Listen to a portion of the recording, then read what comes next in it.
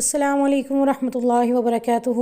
Leucorrhoea کا کیا حکم ہے؟ لیکوریا میں نماز پڑھیں یا نہ پڑھیں، اور نماز پڑھیں تو کیا طریقہ ہے نماز پڑھنے کا؟ ان سب سوالات کا جواب دوں گی۔ اور ایک اور اہم سوال کہ لیکوریا سے جو کپڑا گندا ہو جاتا ہے، یعنی جو ٹراؤزر یا شلوار گندی ہو جاتی ہے، خراب ہو جاتی ہے، اس کا کیا حکم ہے؟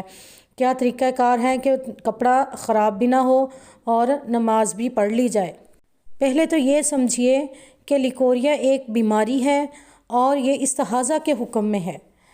مینسز ماہواری آتی ہے،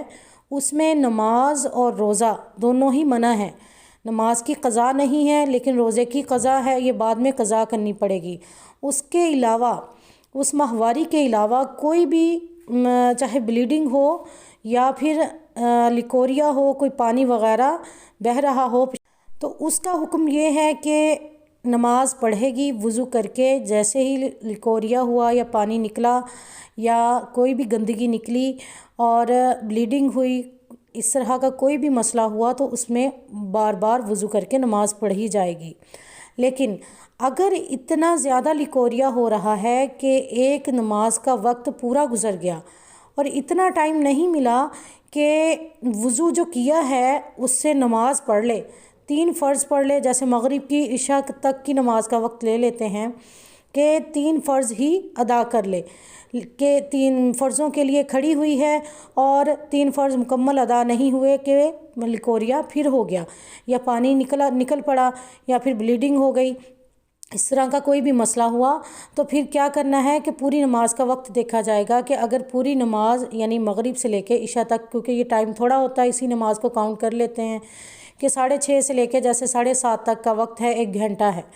تو اگر اتنے دوران میں اتنا سا بھی ٹائم نہیں ملا کہ جو وضو کیا ہے اور لیکوریا نہیں نکلا اور اس سے وہ نماز پڑھ لے، 3 فرض ہی ادا کر لے، اگر اتنا بھی ٹائم نہیں ملا تو پھر وہ معذور کے حکم میں آ جائے گی، وہ عورت معذور کے حکم میں آ جائے گی کہ اس کو اتنا بھی ٹائم نہیں ملا کہ 3 فرض ہی ادا کر لے اور لیکوریا نہ نکلے،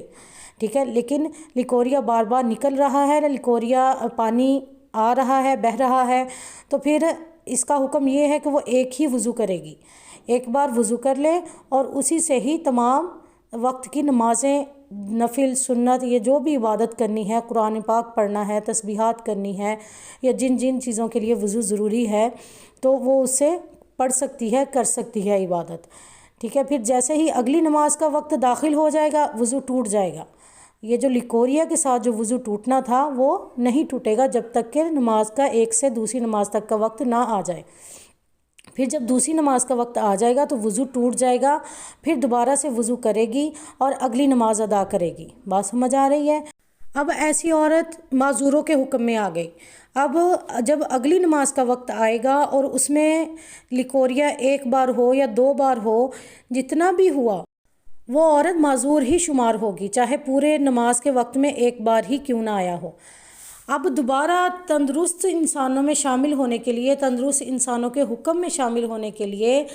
یہ ضروری ہے کہ پوری نماز کا وقت گزر گیا، پوری نماز کا وقت گزر گیا، یعنی جیسے ظہر سے لے کے عصر تک یا عصر سے مغرب تک کوئی بھی نماز کا ٹائم لے لیا جائے اور اس پورے ٹائم میں 1 بار بھی اس کو لیکوریا نہیں ہوا، تو پھر 1 بار بھی پانی نہیں نکلا، تو پھر اس کا حکم کیا ہوگا کہ وہ تندرست کے حکم میں ہو جائے گی، یعنی اب وہ تندرست کہلائے گی، تو اس پہ وہی احکام لاگو ہوں گے جو تندرست انسان پہ ہوتے ہیں۔ اچھا جی، اب دوسری بات یہ ہے کہ کپڑا کیسے پاک رکھا جائے، اپنی شلوار کو کیسے پاک رکھا جائے، کہ بار بار جو کپڑا گندا ہوتا ہے اس سے کیسے بچا جائے۔ تو اس کا طریقہ کار یہ ہے کہ خواتین جو ہیں وہ پیڈ لگا لیں، تو پیڈ لگا کے جب نماز پڑھیں تو اس پیڈ کو نکال دیں اور نماز ادا کر لیں، پھر پیڈ لگا لیں، جب پھر نماز کا وقت آئے تو پھر اس کو نکال دیں اور نماز پڑھ لیں۔ اس سے یہ ہے کہ جو کپڑا ہے، شلوار ہے، ٹراؤزر ہے، وہ بچا رہ جاتا ہے، اس سے وہ گندگی اس ٹراؤزر کو نہیں لگتی بلکہ اس پیڈ کو ہی لگے گی، اس سے بار بار ٹراؤزر بدلنے کی ضرورت نہیں ہوگی۔ اور ہاں، یہ بات کہ کتنا لیکوریا یا کتنی گندگی شلوار کو لگی ہوئی ہو جو نکل رہا ہے پانی، کہ اس وقت پھر اس کا دھونا یا اس ٹراؤزر کو، اس کپڑے کو علیحدہ کرنا